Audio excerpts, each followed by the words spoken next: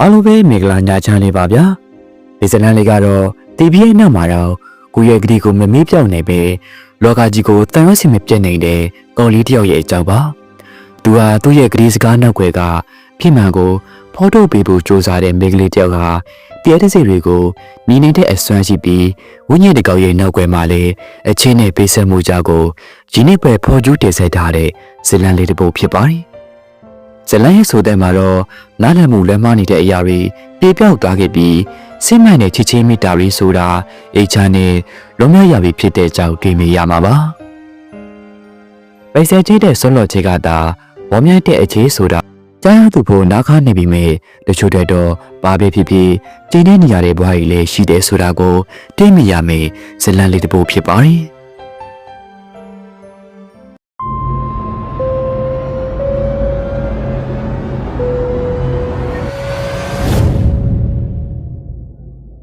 အဘောဝတော်စောများရဲ့ဝိညာဉ်ကျွတ်လွတ်ပြီးသွားရင်နောက်မှာတော့မအုပ်စုတရားသူ့ရဲ့ထူးခြားတဲ့စွမ်းစားပေါ်ရေကားထဲပို့ပြီးတော့စိတ်သက်သာရလာခဲ့ပါတယ်။အနေဆိုတော့သူ့ရဲ့ဒီစွမ်းဟာတခြားသူတွေဒါမှမဟုတ်တခြားသောဝိညာဉ်တွေအတွက်အကျိုးရှိနေသေးတာပေါ့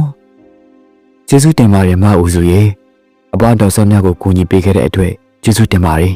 ။အနာမှာမျက်လို့လို့ရှိနေတတ်တဲ့ဓာတ်အော်ရဲ့ဝိညာဉ်ကပြိုးပြီးတော့ပြောလာခဲ့ပါတယ်။ကိုထဲအုပ်ကိုလည်းကျေးဇူးတင်ပါတယ်ရှင်။အဲ့ဒီကိုထဲအုပ်ကဘာမှလုပ်တာမှမဟုတ်တာ။မောက်ဦးစုကပဲလုပ်တာပါ။ကိုထဲအုပ်ကအနားမှာအားပေးနေ ਉ ပါ။ဟုတ်လို့လား။ကိုထဲအုပ်ရဲ့အတန်ကဂျပန်ကာတော့ကားတဲ့ကအတန်ကြားနေရပဲနော်။မောက်ဦးစုရဲ့နောက်ပြောင်မှုကြောင့်သူတို့တို့လည်းရီမောနေခဲ့ကြပါတယ်။ပြီးမှမောက်ဦးစုဟာ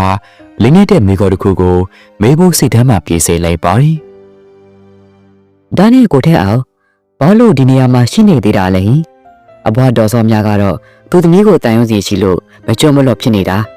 ဦးချေကြီးကတော့သူ့လက်တွေအတွက်စိတ်ပူလို့တဲ့ကိုထဲအောင်ပါရောဘာအစွဲလန့်ပြီးရှိနေလို့လဲဒီမိကောကိုကြားလိုက်ရတဲ့အခါထဲအောင်ရဲ့မျက်နှာပေါ်ကမေလိုလိုစားနှုတ်နေတတ်တဲ့အပြိုးတွေဟာချစ်ချင်းဆိုသလိုရွေးပြေပြောက်ွယ်သွားခဲ့ပါတယ်သူဟာဝေကိုလှမ်းမြုံနေရီတဖြည်းဖြည်းနေဝေပြောက်ွယ်နေတဲ့နေလိုကြီးကိုငေးကြည့်နေခဲ့တာပေါ့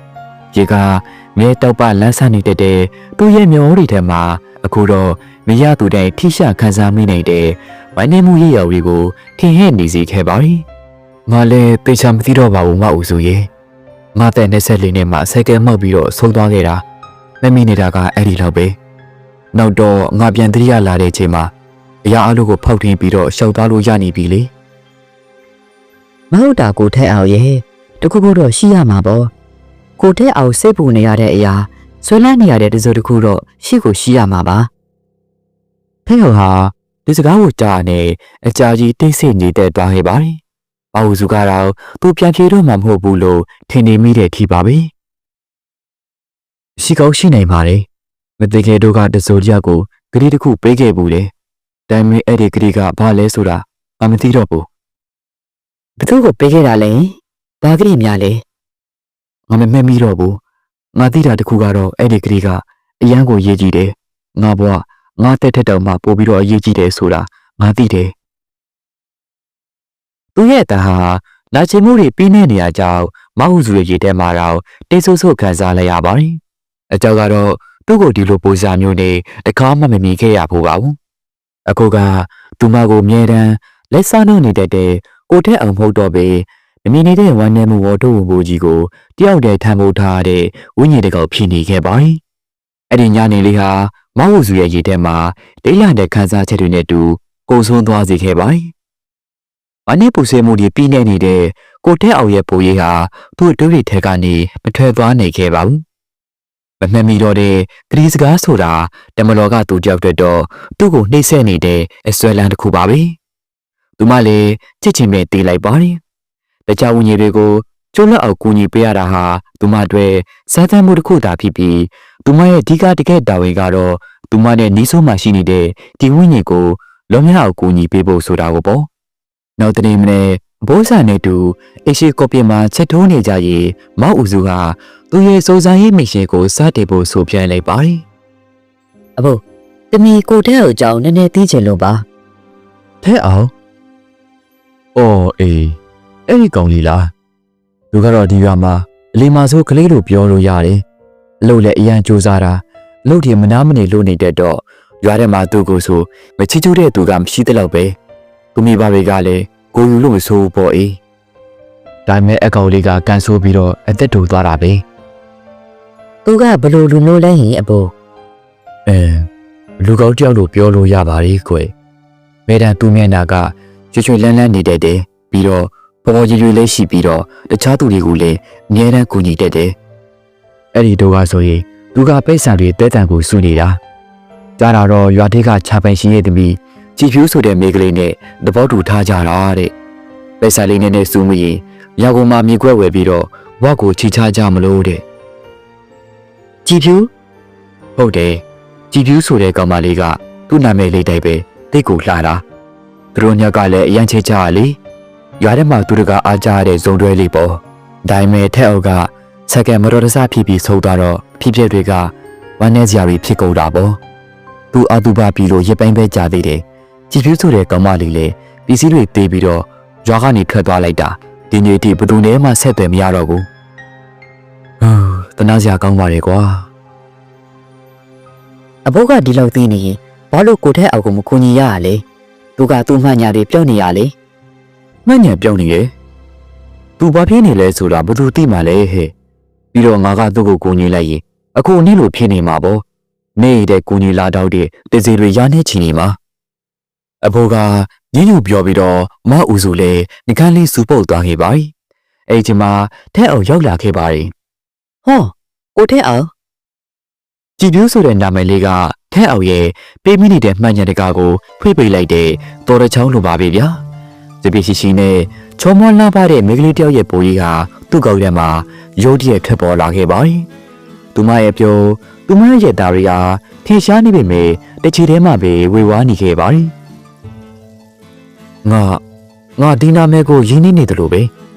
ငါရည်ထဲမှာနှွေးထွေးသွားတယ်လို့ခံစားရပြီမဲ့တချီထဲမှာပဲနာကျင်ရတယ်မဟုတ်စုဟာသူဝင်းကြီးလေးကိုတနာကျင်နာနဲ့ကြီးနေမိပါ යි သူမတွေရကြီးတဲ့တဲလော်စားတခုရသွားခဲ့ပါပြီအဲ့ဒီဂရီးဆိုတဲ့စကလုံးဟာကြည်ဖြူးဆိုတဲ့မိန်းကလေးနဲ့တက်ဆိုင်တဲ့ဆိုတာသိချနေခဲ့ပါပြီဒါပေမဲ့ပြဿနာကခုချိန်မှာသူမဘယ်မှာရှိနေလဲဆိုတာဘယ်သူမှမသိကြပါဘူးဒါနဲ့အဖိုးကိုထဲအောင်တို့အေးရောအခုဘသူတွေဝက်ထားလဲဟင်သူမိမတွေကတော့တခြားမှာရှိတဲ့ဆွေမျိုးတွေစီပြောင်းသွားကြတာကြာပေါ့တူတဲ့တော့တားလေးဆုပ်သားကလေးကစိတ်ဖြေလို့မရကြဘူးအေးနဲ့လဲတွေကတော့တခြားသူတွေကိုရောင်းသွားပြီဒါပေမဲ့သူတို့ရဲ့ပစ္စည်းဟောက်တချို့ကတော့ဒီနောက်ဘက်ကစပယ်ကြီးထဲမှာတေးထားကြတယ်လို့ကြားတယ်အခုချိန်ထိရှိသေးလားဖြိုချနေပြီလားတော့မသိဘူးမအူစုလည်းထိုစကားကိုကြားတော့ဖြင်းကြီးစွာခေါင်းညှိလိုက်ပါရင်သူ့ရဲ့ထဲမှာတော့အစစ်စစ်တစ်ခုပေါ်လာခဲ့ပါရင်အဖေအားလုံးဟာအဲ့ဒီနေရာမှာရှိနေနေတာပေါ့အဲ့ဒီညအဘိုးဆန်အင်းပြော်သွားတဲ့ချိန်မှာတော့မအူစုတယောက်သူ့ရဲ့စူးစမ်းရှာဖွေရေးကိုစာတင်ခဲ့ပါသူဟာဓမေကြီးတလက်ကိုကင်ပြီးဒီဘော်ကနေခြေတံဖက်ဖက်နေကထွက်လာခဲ့ပါသူနောက်မှာတော့ဖြစ်ပျက်တွေကိုကြားပြီးအဖော်ပြေးလိုက်လာတဲ့ကိုထဲအောင်နဲ့ဦးချေးတို့လည်းပါလာခဲ့ပါလူတွေပန်းတွေကတော့ကိုထဲအောင်ရဲ့စပယ်ကြီးအဟောင်းကြီးပါပဲအခုတော့ပိုင်ရှင်ပေကမပြောင်းလာသေးတာကြောင့်ဂျုံနယ်ရီနဲ့ထူထဲနေခဲ့ပါပြီ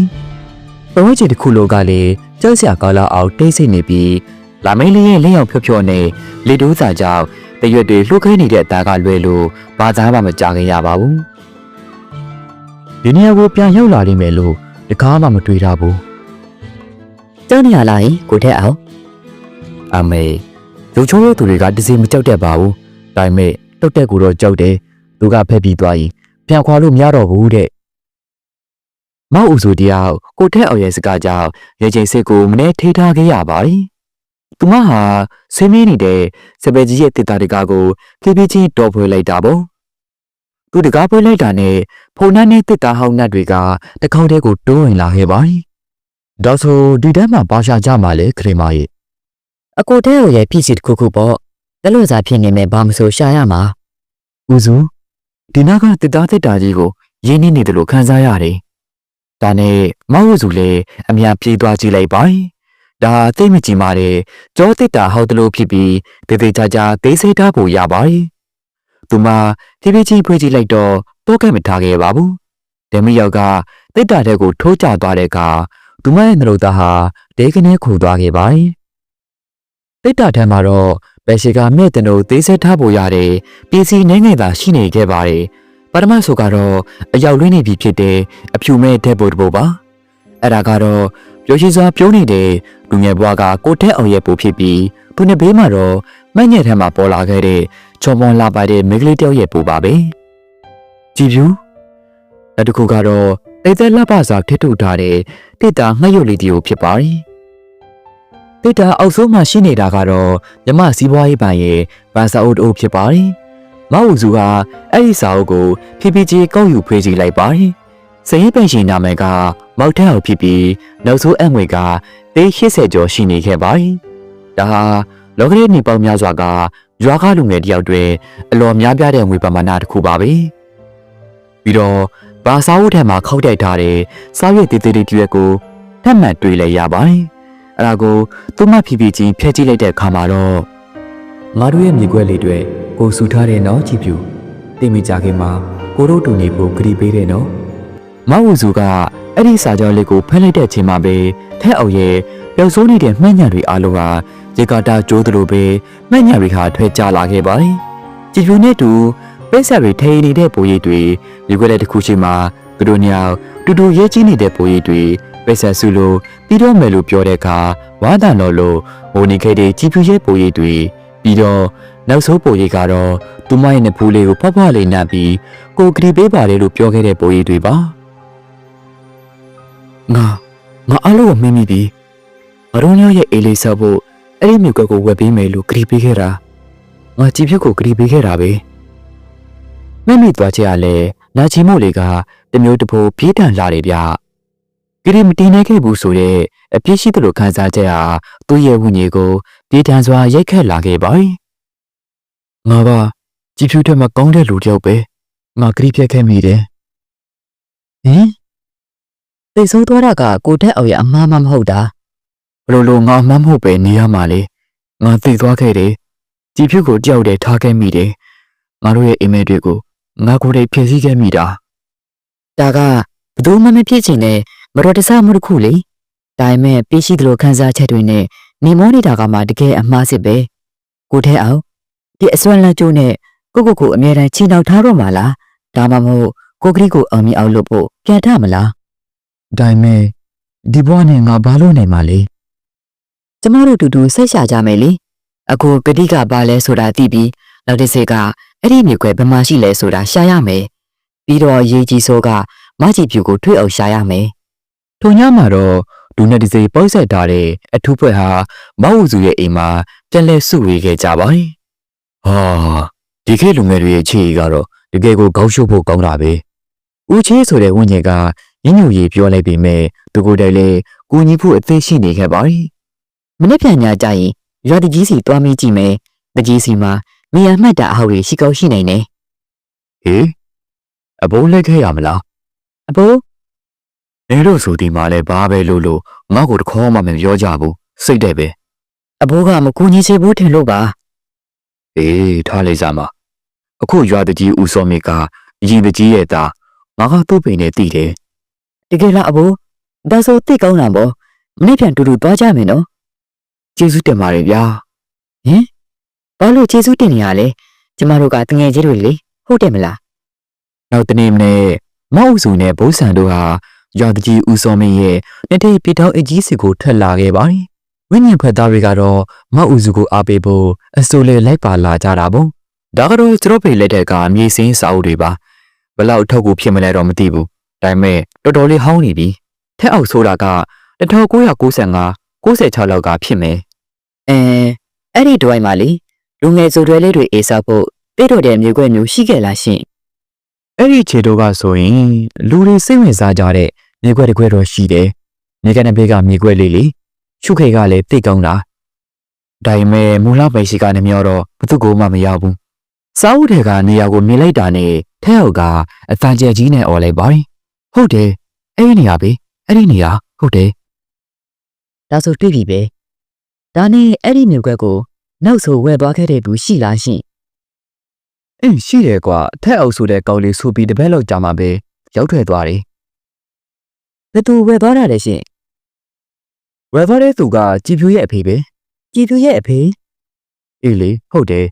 အရေးကြီးတဲ့ချက်ကအဲ့ဒီရောင်းဝယ်ကိုလက်ငင်းငွေသား380တီတီနဲ့ဝယ်သွားတာကွာ သိရှိစေ ဒါဟာထက်အုပ်ရဲ့ပန်းစားအုပ်ထဲကနေဝေပမာနာနဲ့ထက်တူကြနေခဲ့ပါ යි ပေါ်ပေါ်လာတဲ့မှတရားဟာတုံ့လို့စရာကောင်းတော့လှပါ යි ရာလူကတိုက်ဆိုင်နေခဲ့တဲ့ထက်အုပ်ကဆိုးသွားတယ်ကြည်ဖြူကလည်းပျောက်သွားတယ်ကြည်ဖြူရဲ့ဖေကထက်အုပ်ဆုထားသမျှပိတ်ဆက်ပမာနာနဲ့သူတို့ညောင်ရဲ့အိမ်မက်မြုပ်ခွက်ကိုဝယ်ယူသွားခဲ့တာပေါ့ထက်အုပ်ရဲ့ခေါင်းထဲမှာတော့အတူတွေဟာဘယ်လိုရိတ်နေခဲ့ပါ යි သူတဲ့ဆိုချီရတဲ့ကြည်ဖြူကသူ့ကိုဒီလိုလွတ်ရက်ခဲ့သလားသူမကသူရဲ့အိမ်မက်မြုပ်ခွက်ကိုဝယ်ဖို့အတွက်သူ့ဖေကိုပိတ်ဆက်ပြီးပေးလိုက်တာလားပြီးတော့သူမကရားလို့နဲ့သူ့ကိုစွတ်ပစ်သွားခဲ့တာလားဒါတွေကိုတွေးနေခဲ့တာပေါ့ ကိုတဲ့အောင်ဒီမှာတစ်ခုခုနားလည်မှုလွဲနေတာနေမှာပါ နော်လည်းမူလွဲတယ်ဟဲ့လားဘလို့လို့လွဲနေမှလည်းမအူစုငါတက်တဲ့လို့ဆူလာခဲ့တဲ့ပိတ်ဆာအရုံမျိုးရဲ့အိမ်မက်မြုပ်ခွက်အရာအလိုကတက်တဲ့ကြာနေပြီကြည်ဖြူငါပိတ်ဆာတွေကိုယူသွားပြီးတော့ငါ့ကိုစွတ်ပစ်သွားခဲ့တာပဲ ကိုတဲ့အောင် အဲ့ဒီချိန်မဟုတ်စုရဲ့ရည်ထဲမှာလေဟာကနေဖြည့်သွားခဲ့ပါ යි အကယ်၍သာသူ့ကိုဒီသွေးတွေနဲ့နေမောခိုင်းလိုက်မယ်ဆိုရင်သူ့ရဲ့ဝိညာဉ်ဟာအဂါဒတရားတွေနဲ့ပြည့်ညက်နေတဲ့နာနာဘွားနဲ့ဆိုတဲ့ကောက်ဖြစ်ပြောင်းလဲသွားနေသလိုထောင်ရပြောက်ွယ်သွားနေတယ်ဆိုတာသူမသိနေခဲ့ပါ යි တို့ညမဟုတ်စုရဲ့အိမ်မှာထက်အောင်ဟာအေကမိုးပေါ်မှာရေသက်စွာထိန်နေကြီးလီပီလေးတွေနဲ့တူသူစိတ်ကိုလင်မျောနေစေခဲ့ပါ යි မဟုတ်စုကတော့အေရောက်ကိုပြင်းမှာညုံငဲ့စွာထိုင်နေခဲ့ရပါတယ်။အေးဒီလိုငယ်တွေကတော့တကယ်ကိုကောက်ကြိုက်ဖို့ကောင်းတာပဲ။နင်ကဘာဖြစ်နေရလဲ။ညနေကလေးကစူပုတ်နေရပဲ အဘိုးကမွားကြည့်ပြရဲ့အဖေကိုသိလားဥသာအေးလေသူကဘလို့လူမျိုးလဲဟင် ။ဦးသားအေးအင်းသိတာပေါ့။သူကလူကောက်တယောက်ပါ။ရိုးရိုးအေးအေးနေတဲ့လူတယောက်ပဲ။စကားစင်းမပြောတတ်ဘူး။ဒါပေမဲ့သူသမီးကိုတော့သိချစ်တာ။သူ့ဘွားကလည်းသနာဖို့ကောင်းပါလေ။သူ့မှာငယ်ငယ်ကလေးကနေနှလုံးရောဂါရှိတယ် နှလုံးရုံးကဟုတ်လား ။ဟုတ်တယ်လေ။နာတာရှိဖြစ်နေတာကြာပြီ။ဆေးမိဝဲနေရတာ။သူရွာကနေပြောင်းမသွားခင်နောက်ပိုင်းမှာဆိုရင်သူ့ယောဂါကတော်တော်လေးဆိုးလာတယ်လို့ပဲ။မျက်နှာတွေကဖြူဖြောနေပြီးလမ်းနဲ့ရှက်ဦးနဲ့မောနေပြီ။အဲ့ဒီတို့ကရွာထဲကလူတွေဆိုရင်အခုလိုပြောနေကြသေးတယ်။သူကတိတ်မြကြီးနေရတော့မှမဟုတ်ဘူးတဲ့။မောက်ဦးစုရဲ့ကောက်ထဲမှာရည်ကြီးတဲ့ပဟိနိပိစာတစ်ခုပေါ်ပေါက်လာခဲ့ပါ යි ။အဖေကအသက်တန်ဖြစ်နေတယ်။တမီးကပျောက်သွားတယ်။ပြီးတော့ယိုဒီရဲ့ငွေ80နဲ့မြေခွက်သွားပဲလေ။ဒါဟာဘလို့မှချိတ်ဆက်မမိနေခဲ့ပါဘူး ဒီပုတ်တိုင်းဆွေတော့အဲ့ဒီနောက်ကွယ်မှာတခုခုတော့ရှိကိုရှိရမယ် ။ငါသိပြီ။ဘာလို့ဒီလိုဖြစ်သွားလဲဆိုတာငါသိပြီထင်တယ်။ဝိညာဉ်ဖြစ်တဲ့ဦးချက်ကယိုဒီရဲ့ထပြောလိုက်ပါ යි ။ထွဲအောင်မသိခင်တည့်ရလူကကြည်ပြိုးဆိုတဲ့ကောင်မလေးစေပေခတ်ကနေငိုပြီးထွက်ပြေးလာတာငါမြင်လိုက်တယ်။ပြီးတော့သူ့ကြောက်တဲ့ပေါ်စီပြောနေတာပိတ်ဆန်ကရှာရမယ်အဖေကိုခွဲစေဖို့ပိတ်ဆန်ရှာမှဖြစ်မယ်တဲ့ ခွဲစိတ်ဖို့ အရာအလိုဟာမောက်ဝူစုရဲ့ကောက်ထဲမှာတစ်ခုနဲ့တစ်ခုဆက်သွားခဲ့ပါ යිအဖေကတဲတန်ဖြစ်ပြီးခွဲစေဖို့ပိတ်ဆန်လိုနေတယ်ချစ်သူကရုတ်တရက်မတော်တဆဖြစ်ပြီးဆုံးသွားတယ်ပြီးတော့သူမကထဲအောင်ရဲ့နောက်ဆုတ်ဆုငွေတွေကိုတိတ်သွားခဲ့တာပေါ့ ကိုတဲ့အောင်အခုကြည့်ဆင်းလာခဲ့ကျမရည်ကြီးပြောစရာရှိတယ် ဦးချင်းနဲ့အဘိုးဆန်တွေရဲ့ပါဇက်ကနေအဖြစ်မှန်အားလို့ကိုကြားသိလိုက်ရတဲ့အခါ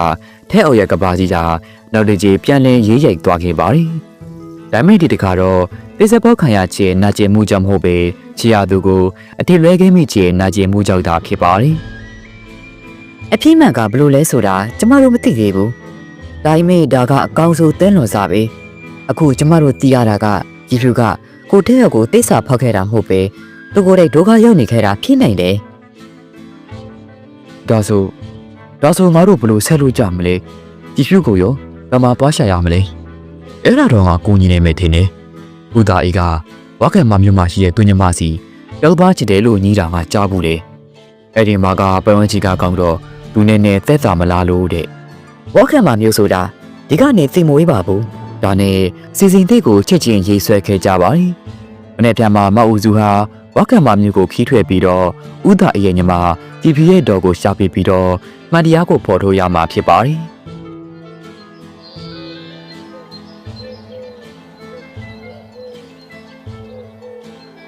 ဝက်ကံမမျိုးရဲ့ဆေးဆူတဲ့လက်ကွေးတွေဘေးကနေဖက်သွားတဲ့ကာလာမပေါ်မှာလိုင်ကာလူကစီပြေးလွှားနေခဲ့ပါတယ်မဟုတ်စုနဲ့အဘိုးစာတို့ဟာပြုတ်လဲသွားတဲ့ရှုခွေးတွေကိုမိမောကြည့်ရှုနေကြပြီးသူတို့ကလိုက်ပါလာတဲ့ဝိညာဉ်ဖွဲ့သားတွေကလည်းစိတ်လို့ရှာနေကြတာပေါ့ဈေးတက်ကဒေသခံတွေကိုမိညာဆူစားပြီးမိကြခဲ့မှာပဲသူတို့ဟာပါယာအေဂျင့်တဲ့လက်တဲ့ပြေတောက်အေးလေးတို့ရှိကိုရောက်လာခဲ့ကြပါတယ်အဲ့ဒီမှာသူတို့ဟာဥဒအရဲ့ညီမဖြစ်သူဒေါခင်ရွယ်ကိုတွေ့လိုက်ကြပါတယ်ဒေါခင်ရွယ်ဟာစိတ်သဘောထားကောက်တဲ့အပွားကိုကြောက်ဖြစ်ပြီးသူတို့ကသူ့ကိုယ်ရဲ့ရွာကလာတဲ့ဆိုတာကိုသိတဲ့အခါလူထွေးစွာနဲ့ကြိုးဆိုခဲ့ပါတယ်မဟုတ်စုနဲ့ဘိုးစာတို့ဟာသူတို့တည်တည်မြဖြစ်အားလို့ကိုဖြည်းဖြည်းချင်းပြောပြခဲ့ကြပါတယ်။မဟုတ်စုနဲ့ဘိုးစာတို့ဟာသူတို့တည်တည်မြဖြစ်အားလို့ကိုဖြည်းဖြည်းချင်းပြန်လည်ပြောပြခဲ့ကြပါတယ်။ထဲရဲ့နာမည်ကိုကြွလိုက်တဲ့အခါရခုနေရဲ့မျက်နှာဟာလည်းညှိုးငယ်သွားခဲ့ရပါတယ်။သူမဟာကြာကြီးတိတ်ဆိတ်နေပြီးမှတိတ်ပြင်းရှိရှိတစ်ချက်ချကနေပေါင်းများစွာသူ့ရဲ့ထဲမှာတိတ်ဆိတ်လာခဲ့ရတဲ့မှန်တရားအားလို့ကိုစတင်ပွဲဟပြောပြခဲ့ပါတယ်။ အဖြစ်ဖြစ်တွေကတို့တွေနားလည်နေတာထက်ပိုပြီးတော့သနာစရာကောင်းပါတယ်ကွယ်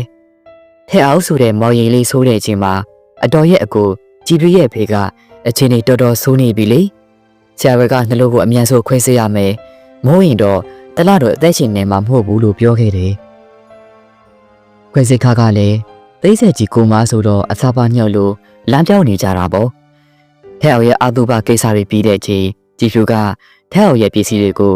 သူမိဘတွေစီပြန်ပေးဖို့လို့ရင်းနဲ့အဲ့ဒီပန်းစားအုပ်ကိုတွေ့သွားခဲ့တာမိကလေးတယောက်နေနဲ့ချစ်သူကလည်းဆိုးသွားတယ်အဖေကလည်းပေးလို့မြော်ပါဖြစ်နေတယ်ဒါကသူ့ဘဝမှာအကြမ်းတမ်းဆုံးရွေးချယ်မှုတစ်ခုပေါ့ကွယ်နောက်တော့ကြည်ဖြူကသူ့ဖေသက်ကိုကယ်ဖို့ရွေးချယ်ခဲ့တယ်ပေါ်ထွက်လာတဲ့မှတရားကြောင့်ထဲအောင်ဟာမိပြေပေါ်ကိုအယုတ်ကျိုးပြေထိုင်ကျသွားခဲ့ပါတယ်ဒါပေမဲ့ဒီတကတော့ဒေါ်ဘာကြောင့်မဟုတ်ပဲစကလုံးနဲ့မပြောပြတဲ့အောင်နာကျင်ခံစားနေရပြီးသနာစိတ်တွေတိုးလာခဲ့တဲ့အတွက်ဖြစ်ပါတယ်။အဲ့ဒါကသူမှားခဲ့တဲ့သူမကိုလှင်စလို့နဲ့ဆူပြက်ခဲ့တဲ့အတွက်ကြောင့်သူမှားတယ်လို့ခံစားနေခဲ့ရတာပေါ့။သမီးလေးကြည်ဖြူကလည်းအပြည့်ရှိတယ်လို့ခံစားရလို့ယူမတဲ့ပဲ။သူ့ဖေကလည်းထိုနည်းတူစွာပဲ။တည်သွားတဲ့ချစ်သူရဲ့ပိတ်ဆန်နဲ့သူ့ကိုကူးတာခဲ့ရတယ်ဆိုတာသိတော့အရန်စီမကောင်းဖြစ်နေခဲ့တာ။ဒါပေမဲ့ဘာမှလို့မရတော့ဘူးလေ။ဒါကြောင့်သူကအဲ့ဒီမြေကွက်ကိုဝယ်ရမယ်လို့အတင်းတောက်ဆိုခဲ့တာအနေဆိုတော့ပိတ်ဆံခိုးတယ်လို့မခံစားရဘူးပေါ့အဲ့ဒါကညနေချင်းမဲ့နေတဲ့လူတယောက်ရဲ့နောက်ဆုံးကိုယ်သိက္ခာကိုထိဖေးဖို့ကြိုးစားမှုတစ်ခုပါပဲကွယ်ဒါဆိုအခုမကြည့်ဖြူကဗမာလဲဟင်သူ့အဖေကတော့နောက်ထပ်9နှစ်လောက်အသက်ရှင်ခဲ့ပါတယ်ဒါပေမဲ့ကြည်ဖြူကတော့ဒီရဲ့မှာပျော်ရွှင်ခဲ့တာမရှိဘူးသူ့စိတ်တွေကထဲအောင်နဲ့တူသိဆုံးသွားခဲ့ပြီလေလူလည်းတဖြည်းဖြည်းလုံးပါလာပြီးတော့လောကတဲ့နှစ်လောက်ကပဲယောဂနဲ့ဆိုးသွားခဲ့ရှာပြီဒေါခင်တွေရဲ့နောက်ဆုံးစကလုံးတွေဟာလူတဲ့ရဲ့နှလုံးသားကိုတူနဲ့ထူချလိုက်တယ်လို့ပါပဲအခုကြည်ဖြူရဲ့လောက်ကိုလည်းရွာပြေကဘိုးကြီးကျောင်းသားမှာမြုပ်ထားတယ်ဝါကမမြို့ရဲ့ရွာကဘိုးကြီးကျောင်းဟာတိတ်ဆိတ်ငြိမ်သက်ပြီးတော့တိတ်ပင်ကြီးတစ်ပင်ငယ်တွေနဲ့ဆေးဆူနေခဲ့ပါတယ်မဟုတ်စုဘိုးဆန်နဲ့ထက်အောင်တို့ဟာတေးချင်းကိုတကူရှိမှလာရက်လိုက်ကြပါတယ်အဲ့ဒီမှာကမီးကြောက်ပြပေါ်မှာတော့ကြည်ဖြူလို့ရေထွင်ထားခဲ့ပါတယ်အဲ့ဒီတေးချမ်းလေးပေးမှာတော့ဘေးလေးတယောက်ရဲ့ဝန်းကြီးဟာဒူးလေးပဲ့ပြီးတော့တိတ်ဆိတ်စွာငိုရှိုက်နေခဲ့ပါတယ်ကြည်ဖြူသူမလည်းထဲကိုမြင်လိုက်တာနဲ့တကူလုံးတူရီသွားခဲ့ပါတယ်သူမဖြည်းဖြည်းချင်းမတဲရိတ်လိုက်ပြီးတော့ဒီပေါင်းများစွာမတွေ့ခဲ့ရတဲ့သူရဲ့ချစ်သူနဲ့မနေကြီးဆိုင်လိုက်ပါတယ်ထဲအောင်ကြည်ဖြူတောင်းမှတ်ပါတယ်ကိုထက်အောင်ရဲ့ထဲအောင်ကတော့ဘာစကားတခေါမှမပြောခဲ့ပါဘူးသူကနှုတ်ထွေးပြီးခွင်းလွှတ်ချင်တွေပြီးနဲ့ပြိုပြလိုက်ပါတယ်ကိုကြည်ဖြူကိုတခါမှစိတ်မဆိုးခဲ့ပါဘူးကိုနားလဲပါတယ်ကိုကသာတောင်းပန်ရမှာပါဒီဖြစ်ပျက်တွေအားလုံးကိုကြည်ဖြူတယောက်တည်းရင်ဆဲဖို့ထားခဲ့မိတဲ့အတွက်လေဝိညာဉ်တစ်ခုကတယောက်ကိုတယောက်ဆဲကြည့်ရင်စကလုံးတွေတဲ့ပုံမုံနဲ့ရှင်တဲ့ချင်းမီတာနဲ့နားလည်မှုတွေဆက်သွယ်နေခဲ့ကြပါတယ်ကြည်ဖြူရဲ့ အပြေးရှိသလိုခန်းစားချက်ကနေဖြစ်ပေါ်လာတဲ့အစွဲလန်းကျိုးနဲ့ထဲအောင်ရဲ့ဂရိစကားကနေဖြစ်လာတဲ့အစွဲလန်းကျိုးတွေဟာအခုတော့ကြောက်ကုန်ကြခွတ်လော့ခြင်းနဲ့တူပြေလျော့သွားခဲ့ပါပြီ။ဒါပေမဲ့တာဝန်ကလည်းမပြေသေးပါဘူး။ထဲအောင်ဟာဒီရာလို့ကိုဖြစ်မြောက်ကူညီပေးခဲ့တဲ့မောက်ဦးစုကိုလှည့်ကြည့်လိုက်ပါရီ။အဲ့ဒီမျိုးကွက်ကိုကြည်ထွေနဲ့တူနာကက်ကိုတီးဆောက်ဖို့စူးစောင်းဝယ်ယူခဲ့တာ။အခုကြည်ဖြူမရှိတော့အဲ့ဒီနာကက်ကလည်းမရှိတော့ပါဘူး။အဲ့ဒီမျိုးကွက်ကိုမိကုံကလက်ဆော်ပေးခဲ့ပြရစီ။အဲ့ဒီမှာမင်းရဲ့အိတ်ကိုဆောက်ပါ။ပျော်ရွှင်တဲ့ဘဝကိုဖျက်သမ်းပါ။ကောင်းမွန်တဲ့အချစ်နေထွေးတဲ့မိသားစုနဲ့တူမတို့နှစ်ရဲ့ကိုယ်စားအသက်ရှင်ပေးပါ ဦးစုကြည့်ပေးပါတယ်ဦးစုကောင်းစုဖြစ်အောင်နေထိုင်ပါမယ် ။မောက်ဦးစုရဲ့ကတိစကားဆိုးသွားတာနဲ့တပြိုင်နက်ထဲအောင်နဲ့ကြည်ဖြူတို့ရဲ့ဝိညာဉ်ဟာလည်းနေထွေးတဲ့ရွှေအောင်လိမ့်သားတွေနဲ့တူစတဲ့တောက်ပါလာခဲ့ပါရီ။သူတို့ညောင်ကကြောက်ကိုကြောက်လှည့်ကြည့်လက်ကြီးချိတ်ဆက်လိုက်ပြီးတော့မောက်ဦးစုကိုလည်းနောက်ဆုံးကြည့်ဖြစ်ပြိုပြခဲ့ကြပါရီ။ဒါတကယ်ကိုမှလွံ့မြောက်ခြင်းရဲ့အပြိုးစေတစ်ခုပါပဲဗျာ။ထို့နောက်သူတို့တို့ရဲ့ချစ်တွေဟာသားပေါင်းများစွာသောအလိမ္မိုတေးသေးလေးတွေဖြင့်ကြောင်လဲသွားပြီးတော့ကောင်းကင်ရထဲစီသို့နေတဲပြောက်ွယ်သွားခဲ့ပါတော့တယ် When you go away, I still see you. The sunlight on your face. အဲ့လိုနဲ့တနေ့ကြာပြီးနောက်ဒီချေကဒီကွက်လေးပြေးခဲ့တဲ့မေကန်နဘေးကနေရာလေးမှာအခုတော့တရတဲ့ပေထောက်အိတ်လေးတလို့ပေါ်ပေါက်နေခဲ့ပါပြီ။မောက်စုကလည်းအရှိကော့ပီလေးမှာထည့်ရင်နေဝင်စည်းစာကိုပျော်ရွှင်စွာငေးမောကြည့်ရှုနေခဲ့ပါတယ်။သူမရောင်ကိုကိုလည်းတွားရောက်မလို့ကြိတော့ပါဘူး။အဲ့ဒီမြေကွက်လေးမှာပဲ organic စမ်းပစ်တွေဆက်ပြီး online ကနေရောက်ကြရင်ကိုယူစွာနဲ့ပဲသူ့ဘောကိုတီးဆောက်နေခဲ့ပါပြီ။ဦးစုတယောက်တည်းမထီးချန်ဘူးလားမင်းမလေးအဘိုးဆန်ကမေးလိုက်ပါရီ ဘလို့ထိကြမှာလဲဘိုးရဲ့ဦးစုမှာတငယ်ချင်းတွေအများကြီးရှိတာပဲကို သူမဟာလူမရှိတဲ့ပက်လက်ကလေးတဲ့လော်တလို့ကိုကြည့်လိုက်ပါရီအဲ့ဒီမှာတော့ဦးချက်ကမျိုးစာစင်းတို့တွေကြောက်ထိုက်ပြီးတော့ပွားစီပြောနေခဲ့တယ်လို့သူဘေးမှလည်းကလေးဝိညာဉ်တွေကတူတူပုံတန်ဆောကစားနေကြပါရီပြီးတော့လက်ချဝိညာဉ်တွေကလည်းအများကြီးရှိလို့နေခဲ့တာပေါ့ဒါကြောင့်ကိုထဲအောင်နဲ့ကြည်ဖြူတို့ရဲ့ချစ်ဇလန်ကတော့အဆုံးသက်သွားခဲ့ပါပြီဒါပေမဲ့သူတို့ပေးခဲ့တဲ့နောက်ဆုံးလက်ဆောင်ကတော့သူမအတွက်လှပတဲ့ဘဝတစ်ခုရဲ့အစဖြစ်လာခဲ့ပါပြီအဲ့ဒါကမတရားတွေမိတ်ဆွေတွေနဲ့ဗီဒီယိုတွေပြည့်နေနေတဲ့မေကန်နဘစ်ကအေးလေးမှာပေါ့